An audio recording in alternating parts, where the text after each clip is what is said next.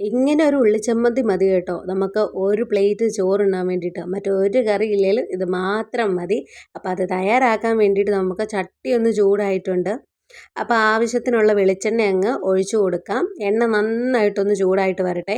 അപ്പോഴേക്കും നമുക്ക് ഒരു കൈയോളം കൊച്ചുള്ളിയാണ് ചേർത്ത് കൊടുക്കുന്നത്.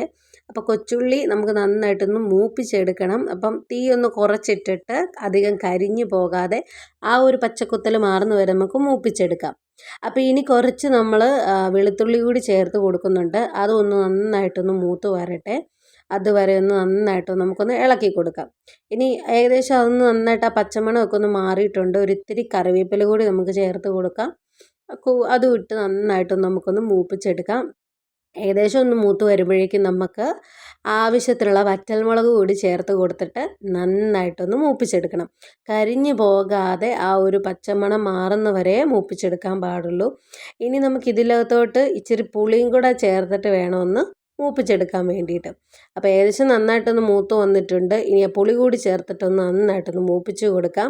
അപ്പോൾ നമ്മുടെ റെസിപ്പി ഇഷ്ടമായാലും ചാനലൊന്ന് സബ്സ്ക്രൈബ് ചെയ്യുക, ബെല്ലൈക്കൺ അമർത്താൽ കൂടി ഒന്ന് ലൈക്കും ചെയ്യുക. അപ്പോൾ ബെല്ലൈക്കൺ അമർത്തുമ്പോൾ ഓളൊന്നുകൂടെ കൊടുത്താലേ മുന്നോട്ടുള്ള എൻ്റെ വീഡിയോസൊക്കെ നിങ്ങൾക്ക് കാണാൻ പറ്റൂ. അപ്പോൾ ഏകദേശം നന്നായിട്ടൊന്ന് മൂത്ത് വന്നിട്ടുണ്ട്. ഇനി ഇത് നമുക്ക് എണ്ണയിൽ നിന്ന് അങ്ങ് കോരിയെടുക്കാം. കോരിയെടുത്തിട്ടൊന്ന് നന്നായിട്ടൊന്ന് അരച്ചെടുക്കണം. അപ്പോൾ അരച്ചെടുത്ത് കഴിഞ്ഞാൽ നമ്മുടെ പരിപാടി കഴിഞ്ഞു. ഒരു ശകലം കായപ്പൊടിയും പാകത്തിന് ഉപ്പും കൂടെ ചേർത്തിട്ടാണ് നമ്മളിതൊന്ന് അരച്ചെടുക്കുന്നത്.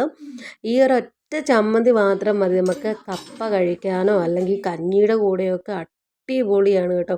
ഇനി വെറുതെ ചോറുണ്ണാനും നല്ല ടേസ്റ്റാണ്. അപ്പോൾ ഒരു തവണയെങ്കിലും ട്രൈ ചെയ്ത് നോക്കാം കേട്ടോ. Okay, bye.